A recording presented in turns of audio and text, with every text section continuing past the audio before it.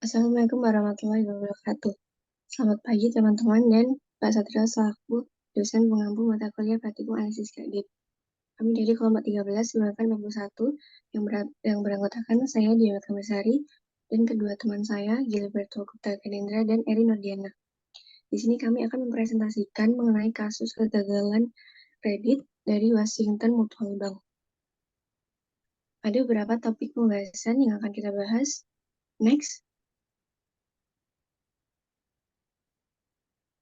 Yang pertama yaitu latar belakang kasus, kedua detail kasus kegagalan kredit, informasi struktur kredit, kesalahan proses kredit, pihak yang berperan dan terdampak, dan yang terakhir adalah dampak kegagalan kredit itu sendiri. Next.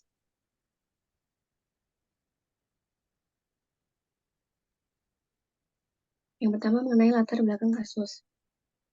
Washington Mutual Bank adalah perusahaan induk bank tabungan Bank Amerika yang berbasis digital. WAMU termasuk dalam asosiasi simpan pinjam terbesar di Amerika Serikat. Bisnis kredit bank ini terbagi menjadi 3, yaitu 60% berasal dari perbankan retail, 20% berasal dari bisnis kartu kredit, dan 14% berasal dari kredit perumahan atau mortgage. Nah, pada 25 September 2008, Washington Mutual Bank ini dinyatakan bangkrut dengan kerugian sebesar 67 miliar dolar yang disebabkan oleh kegagalan kredit kepemilikan rumah atau subprime mortgage. Terjadinya investasi agresif Washington Mutual Bank pada sekuritas berbasis hipotek, termasuk subprime mortgage, berkontribusi besar terhadap kejatuhannya. Kebangkrutan Washington Mutual Bank ini menjadi kegagalan bank terbesar yang pernah terjadi sepanjang sejarah. Namun, terdapat juga beberapa faktor yang menjadi penyebab kebangkrutan Washington Mutual Bank ini. Oke, next.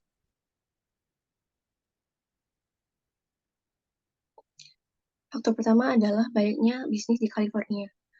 Keadaan pasar perumahan di California saat itu lebih buruk dibandingkan di wilayah lain di negara lain. Terjadi penurunan nilai rumah di seluruh negeri pada tahun 2006. Angka tersebut setelah mencapai puncak pertumbuhan hampir 14% dari tahun ke tahun pada tahun 2004. Pada akhir 2007, banyak pinjaman yang melebihi 100% dari nilai rumah. Washington Mutual Bank ini berusaha bersikap konservatif. Ia hanya menulis 20% hipoteknya dengan rasio pinjaman terhadap nilai lebih dari 80%. Lalu, faktor yang kedua adalah perluasan cabang Washington Mutual yang terlalu cepat. Perluasan ini mencakup pembukaan cabang-cabang baru yang terlalu agresif tanpa pertimbangan yang matang terhadap risiko keuangan yang terlibat. Akibatnya, dari perluasan cabang tersebut, pihak Washington Mutual Bank memberikan terlalu banyak hipotek subprime kepada pembeli yang tidak dapat memenuhi syarat. Lalu faktor yang ketiga adalah jatuhnya pasar sekunder sekuritas berbasis hipotek. Akibat dari jatuhnya pasar ini, WAMU mencatatkan sebesar 1,6 miliar dolar hipotek yang mengalami gagal bayar. Peraturan perbankan mewajibkan bank untuk menyisihkan dana guna mengantisipasi risiko kerugian di masa depan. WAMU melaporkan kerugian bersih sebesar 1,9 miliar dolar pada kuartal keempat tahun 2007. Lalu faktor yang terakhir adalah kebangkrutan Lehman Brothers. Dampak keruntuhan Lehman terhadap WAMU sangat signifikan karena menyebabkan hilangnya kepercayaan terhadap sistem keuangan dan penurunan nilai aset. Kegagalan WAMU dipandang sebagai penyebab utama krisis keuangan global bersamaan dengan runtuhnya Lehman Brothers.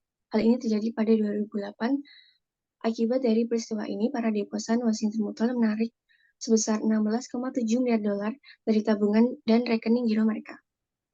Selanjutnya mengenai detail kasus gagal kredit akan dijelaskan oleh teman saya.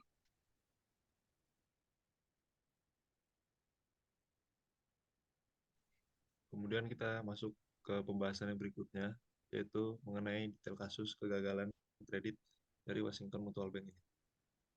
Kegagalan Washington Mutual Bank dimulai pada tahun 2006, di mana harga atau nilai rumah di seluruh negeri mulai turun setelah mengalami pertumbuhan atau adanya kenaikan yang cukup besar, yaitu 14% pada tahun 2004. Pada saat itu Washington Mutual memfokuskan banyak bisnisnya di California, yang dimana mengalami krisis pasar perumahan yang lebih buruk dibandingkan dengan wilayah lain yang ada di Amerika Serikat. Namun ketika bank-bank lain beralih dari bisnis hipotek, WAMU sendiri mulai memperluas usahanya untuk melayani pinjaman yang berisiko dan sekuritas berbasis hipotek. Pada tahun 2007, nilai rumah rata-rata mengalami penurunan hingga 9,8%. Pada tahun itu juga, pinjaman mulai melonjak lebih dari 100% dari nilai rumah.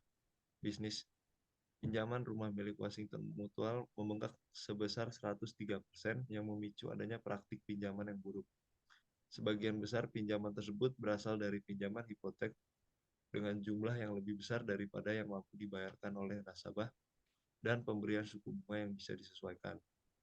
Penurunan nilai rumah ini membuat utang hipotek lebih tinggi dari nilai properti, yang mengakibatkan banyak pemilik rumah mengalami ekuitas negatif sehingga mereka tidak lagi mampu membayar bunga dan angsuran. Kenaikan dan meningkatnya suku bunga yang terjadi 17 kali berturut-turut hingga Juni 2006, yang dimana menjadi 5,25%, berdampak besar pada di mana jumlah pembayaran gagal terus meningkat sehingga memicu krisis hipotek subprime di negara tersebut. Hingga tahun 2008, sekitar 10% pemilik rumah di Amerika Serikat memiliki ekuitas negatif yang menyebabkan kehancuran industri hipotek. Kemudian pada 25 September 2008, WAMU dinyatakan bangkrut dan menjual pada JP Morgan Chase. Next slide.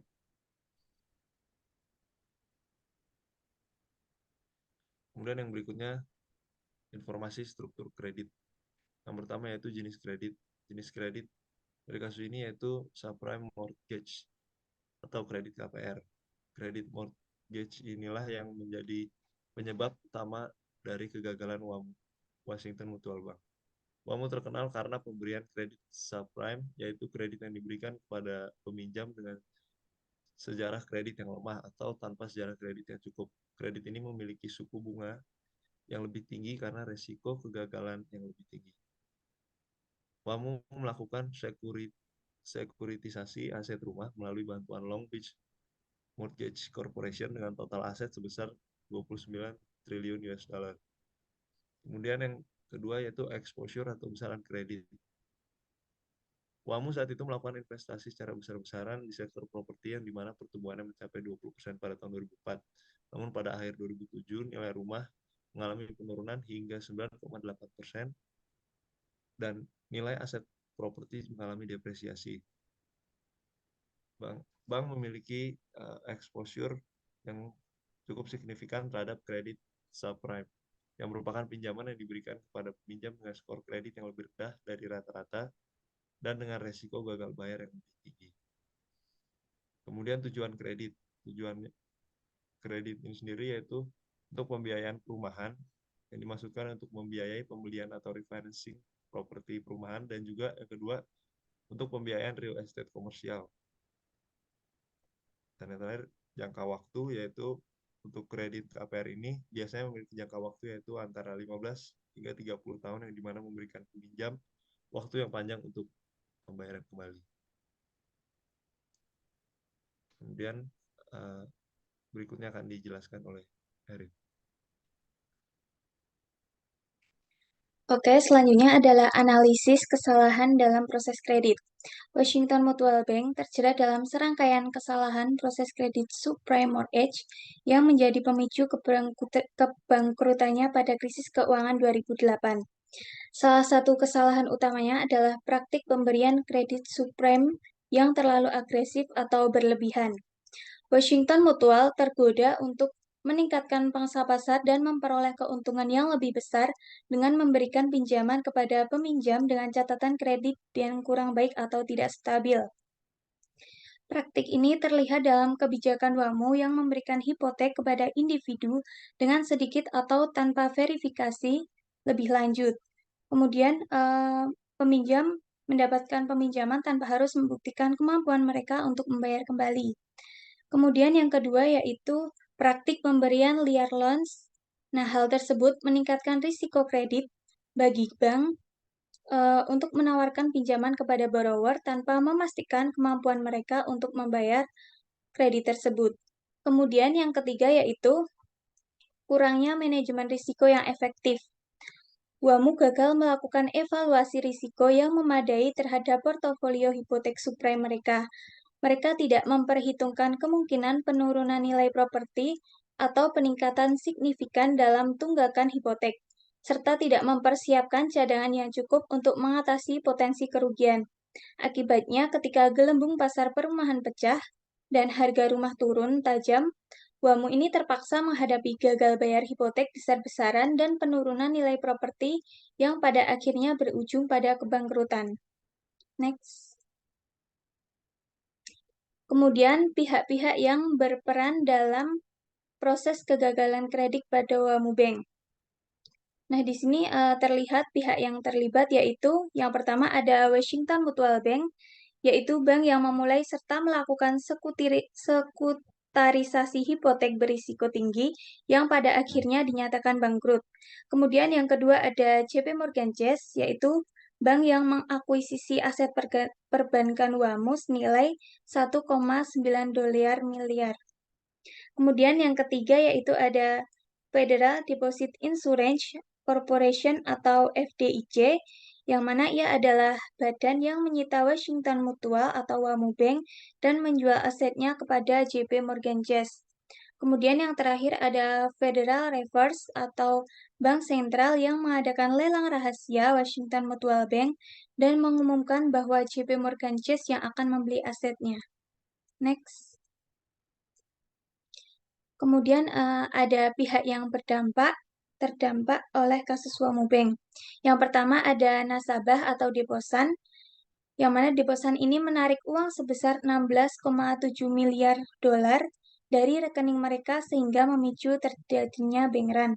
Kemudian yang kedua ada pemilik saham atau investor, yang mana sahamnya ini anjlok dari 45 dolar pada tahun 2006 menjadi 1,75 dolar di bulan September 2008. Kemudian yang ketiga ada pemegang hutang subordinasi, yaitu ada investor yang memiliki hutang subordinasi yang tidak diakuisisi oleh JP Morgan Chase dan tidak dibayar. Kemudian yang keempat ada perusahaan yang disponsori oleh pemerintah, yaitu adalah Fannie Mae dan Freddie Mac yang membeli sekuritas berbasis hipotek dari Washington Mutual. Yang kelima yaitu adalah pemerintah Amerika Serikat dan regulator keuangan. Nah, pemerintah Amerika Serikat ini harus menanggung beban bailout dan intervensi finansial untuk menyelamatkan WAMU, serta berbagai kritik ditunjukkan kepada regulator karena dianggap gagal dalam mengawasi praktik pemberian kredit berisiko tinggi.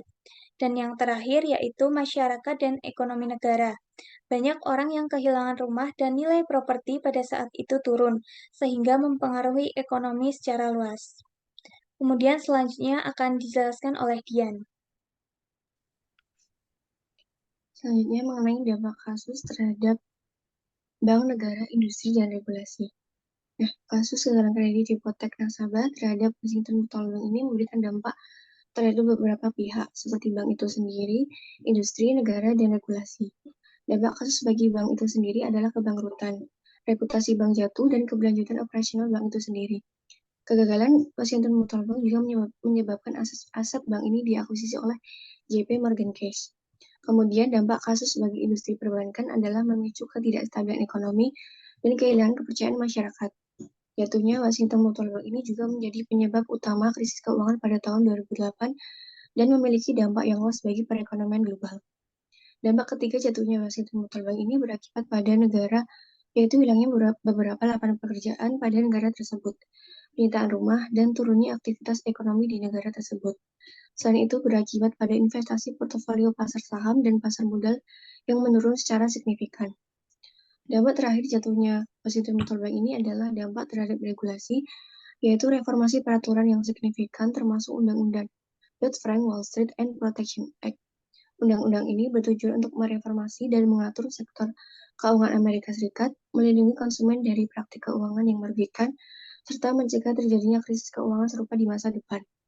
Dodd-Frank juga memuat tentang pembentukan Customer Financial Protection Bureau atau CFPB, yaitu lembaga yang bertanggung jawab untuk mengawasi produk dan layanan keuangan yang ditawarkan kepada konsumen, termasuk bank, serikat kredit, perusahaan sekuritas, pemberian pinjam bayaran, operasi layanan hipotek, layanan bantuan penyitaan, penagih utang, dan perusahaan keuangan lainnya yang beroperasi di Amerika Serikat. Selain CFPB, Dodd-Frank juga membentuk The Financial Stability Oversight Council atau FSOC, yaitu lembaga dewan yang dibentuk untuk memantau sistem keuangan dan stabilitasnya, serta berwenang untuk mengidentifikasi atau kegagalan perusahaan induk bank terhadap perusahaan keuangan non-bank yang besar dan saling berhubungan, atau dari risiko yang dapat timbul di luar Amerika Serikat. Selain itu, juga membuat the Volcker Rule atau undang-undang yang bertujuan untuk mengurangi risiko dalam lembaga perbankan dengan memisahkan aktivitas perbankan, investasi, dan perbankan komersial. Oke teman-teman, sekian presentasi dari kelompok kami. Terima kasih. Assalamualaikum warahmatullahi wabarakatuh.